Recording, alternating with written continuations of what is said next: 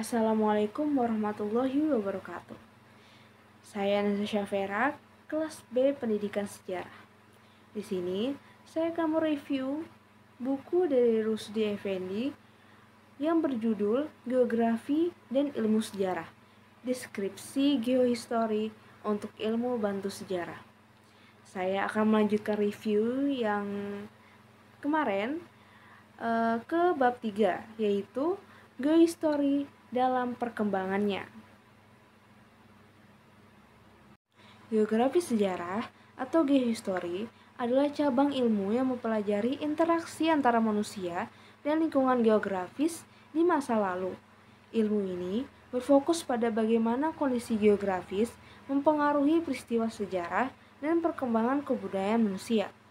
Geografi sejarah tidak hanya meneliti kondisi fisik, tetapi juga bagaimana manusia beradaptasi dan memodifikasi lingkungan mereka untuk mempengaruhi kebutuhan sosial, ekonomi, dan budaya.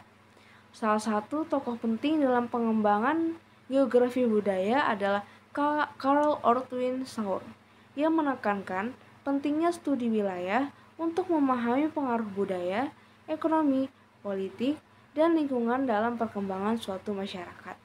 Geografi sejarah merupakan bagian dari geografi manusia yang mempelajari sejarah wilayah geografi dan bagaimana manusia berinteraksi dengan lingkungannya.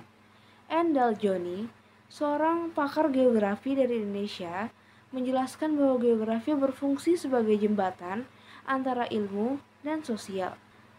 Menurut Daljoni, pemisahan antara geografi fisik dan sosial tidak mutlak, karena keduanya saling berkaitan dan saling mempengaruhi. Di Eropa, pendekatan geografi sejarah bervarian. Di Jerman, histori geografi dianggap sebagai ilmu bantu penting dalam kajian sejarah. Sejarawan Jerman seperti A. von Brandt menekankan bahwa memahami kondisi geografi masa lalu sangat penting dalam kajian sejarah politik. Di Prancis, Fernand Braudel membagi proses sejarah menjadi 3 tingkatan: perubahan struktural jangka panjang, perubahan sosial ekonomi, dan peristiwa politik jangka pendek. Pendekatan ini memberikan perspektif baru untuk studi geografi sejarah.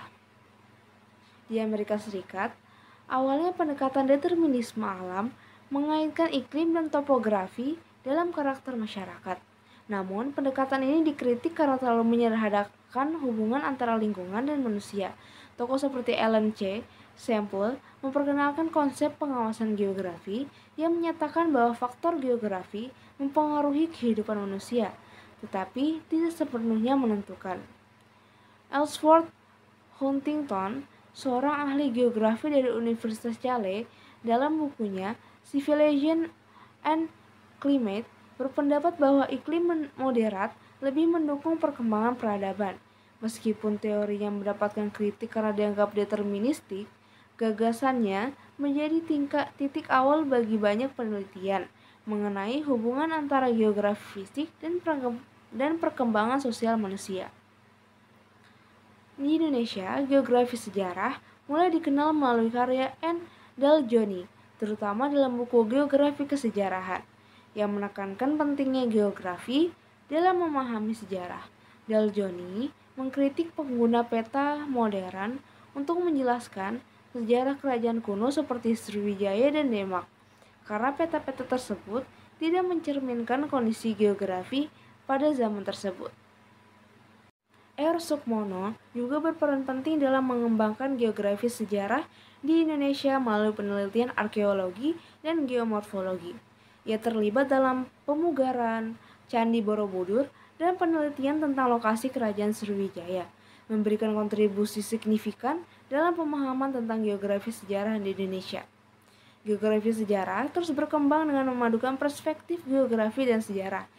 Bidang ini tidak hanya berusaha untuk mengkonstruksi dunia masa lalu, tetapi juga mempelajari dampak perubahan lingkungan yang disebabkan oleh aktivitas manusia. Meskipun belum sepenuhnya berintegrasi dalam pendidikan formal di Indonesia, geografi sejarah memainkan peran penting dalam kajian sejarah dan kebudayaan nasional, membantu kita memahami bagaimana manusia dan lingkungan berinteraksi sepanjang sejarah dan bagaimana pengaruhnya terus berlanjut hingga kini. Sekian dari saya, mohon maaf bila ada salah kata. Assalamualaikum warahmatullahi wabarakatuh.